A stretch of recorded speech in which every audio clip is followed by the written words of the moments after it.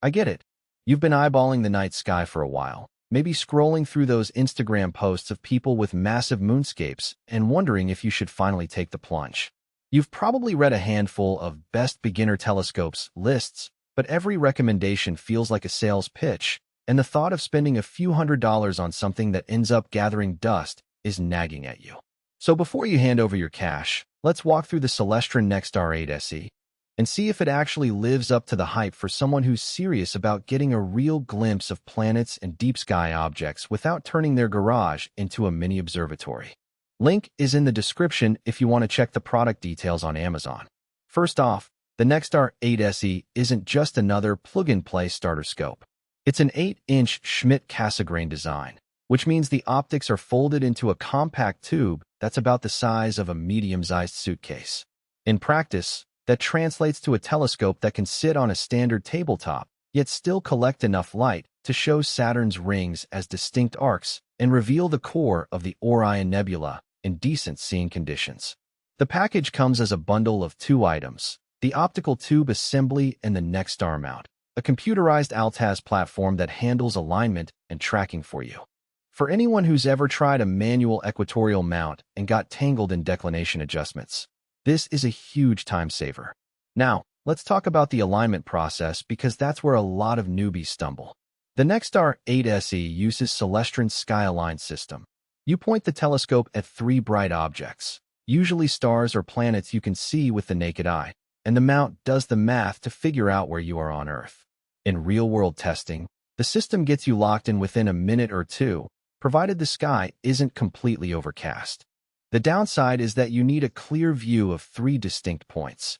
If you live in a light-polluted suburb where the only bright objects are the moon and a handful of streetlights, you'll have to wait for a clearer night or travel to a darker site.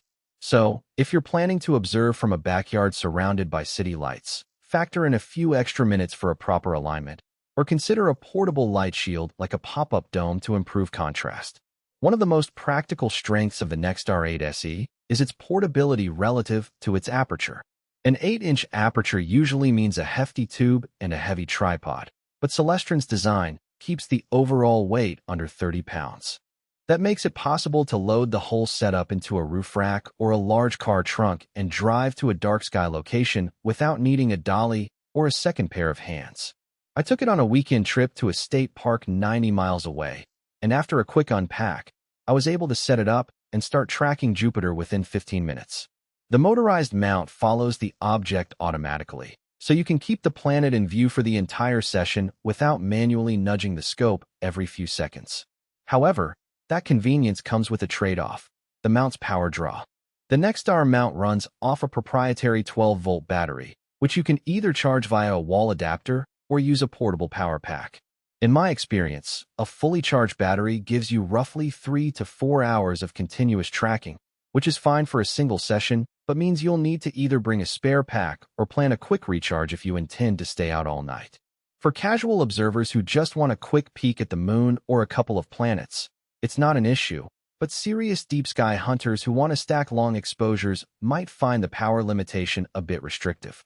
When it comes to image quality, the 8-inch Schmidt Cassegrain optics deliver crisp, high-contrast views that many entry-level refractors simply can't match.